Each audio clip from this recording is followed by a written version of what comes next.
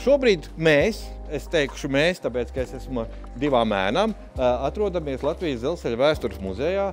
Muzejā rīt parasta darba diena, bet mums šodien padomā viens pastāsts, vēstures stāstiņš par lokomotīvēm. Ar to mēs arī aizsākam ritekļu apzināšanas stāstus. Un man aiz muguras, mums aiz muguras ir viena šaursliežu lokomotīve.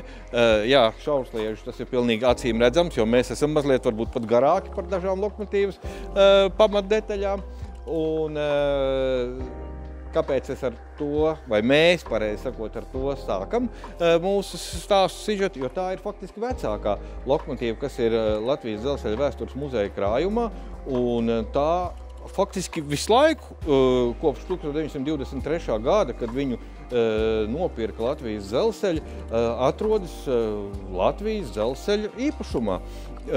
Tātad godprātīgi savu darba mūžu nostrādāja līdz 1973. gadam. 50 gadi tas ir tāds lokomotīvas cienīgs mūžs.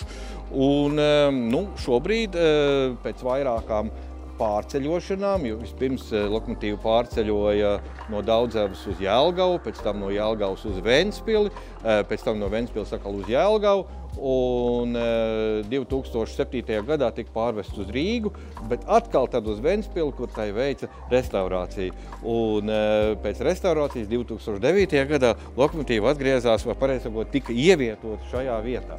Lokomotīvas darba mūžs tā ir viena lieta, otra lieta unikalitāte kā tāda, jo daudz pasaulē šādu lokomotīvu nav saglabājies, bet arī nevar teikt, ka tā ir visretākā lokomotīva, jo vairāk kā 2500 šādu lokomotīvu savu laiku tika izgatavots pamatā Pirmā pasaules kara gados, jo tā faktiski bija Vācijas armijas viens no tādiem pamatieročiem. Jā, ar to nešauj, kaut gan to sauc par tanku lokomotīvi, jo kā mēs tad noskaidrojam, ar tankiem ir dažādas nozīmes. Jā, viena no tiem šajā gadījumā ir ūdens krājuma, teiksim, sakoncentrēšanai. Un Pirmā pasaules kara gados ar to veica faktiski tās pirmās nepieciešamības loģistikas funkcijas tieši frontes apgādēji. Varbūt ne pašā frontes tūmā, jo tur vairāk izmantoja zirgu vilci. Kāpēc? Zinat? Kāpēc lokomotīvu nevar pie frontes tūmā pie ienaidnieku pozīcijām pievest?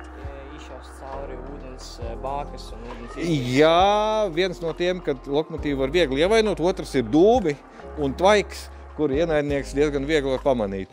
Un tāpēc tomēr nedaudz vairāk aizmugurē šīs lokomotīvas izmantotas. Bet Latvijā bija ļoti daudz šādu dzelzceļu.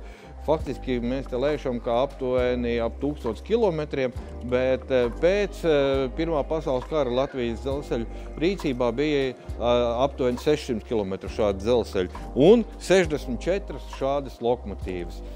Daļa no tām palika pēc kara un daļa tā kā šo, piemēram, 25 konkrēti 1923. gadā nopirka Vācijā. Lūk, lokomotīva ir ļoti interesanti un jānāk laikam muzejā uz vietas, lai izpētītu visas detaļas, bet man jau tika uzdot konkrēti jautājumi, kā tad var tajos tankos ūdeni dabūt iekšā. Mēs zinām, ka placliežu dzelzceļos mums ir ūdens hidranti, tad lielākajā daļā staciju lokomotīvas varēja piebraukt vai lokomotīvas un tur ūdeni iepildīja no augšas. Šeit ir nedaudz savādāka sistēma. Gofrētā caurule un pēc tam vēl arī metāliskā caurule ir paredzēts, lai tās ievietot kādā ūdens tecē vai akā vai dīķī, kas tur tūmā var atrasties sliedēm. Un tad ar ežektoru speciāli tvaiku darbināmas iekārtas palīdzību tad šo ūdeni iesūca lokomotīvas tankos un vēlāk ar inžektoru palīdzību savukārt lokomotīvas katlā. Vienīgais lielais mīnus laikam būs kustības ātrums, vai ne? Jā, ļoti lēni brauc. Jā, pēc pārbūves, tātad pēc modernizācijas šī lokomotīva spēja attīstīt 25 km/h lielu ātrumu. Bet pirms, tad, kad iznāca no rūpnīcas vai tika izgatavot, tās ātrums tika noteikts 15 km/h, jo tur bija diezgan sarežģīta grozāmo asu sistēma, lai lokomotīva varētu asākos līkumos izbraukt.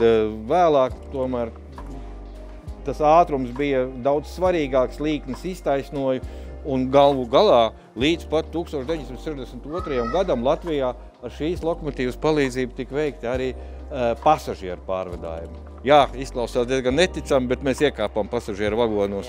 Jums jāatnāk noteikti uz muzeju, lai izbaudītu arī to šarmu, kas kādreiz valdīja 600 mm dzelzceļa pasažieru vagonos. Nu, tāds tas īstais stāsts par mūsu senāko spēkratu, un varbūt esmu kaut ko aizmirsis. Cik daudz ogles pārmetām, cik bieži jāliek katlā? Jā, ar akmeņoglēm jeb kurināmo tur atkal ir īpašs stāsts. Kādreiz Vācijas armija bija paredzējusi ļoti mazu nodalījumu, kur uzlabāt ogles. Nu, bija paredzēts, kā acīm redzot, katrā nākamajā vai katrā otrajā stacijā atkal varēs tās ogles no jaunu iemest lokomotīvē un tad atkal kurināt. Bet Latvijas apstākļos tas nebija pārāk prātīgi, un tāpēc lokomotīva tika paplašināts mazs nodalījums, bet no vairāk kā daži 100 kilogramu ogļu vienalga tur iekšā negāja, tā kā vajadzēja diezgan taupīgi rīkoties. Un tad, kad akmeņogles bija liels deficīts, un mums arī bija tāda perioda, tad mēs izmantojam malku, un to tad sakrāva visas lokomotīvas augstumā. Tā kā, nu jā, tas kurināmajā jautājums ir ļoti labs. Paldies! Kas ir par ūdeni? Cik daudz ūdens vajadzēs konkrēto distanci, lai izbrauktu?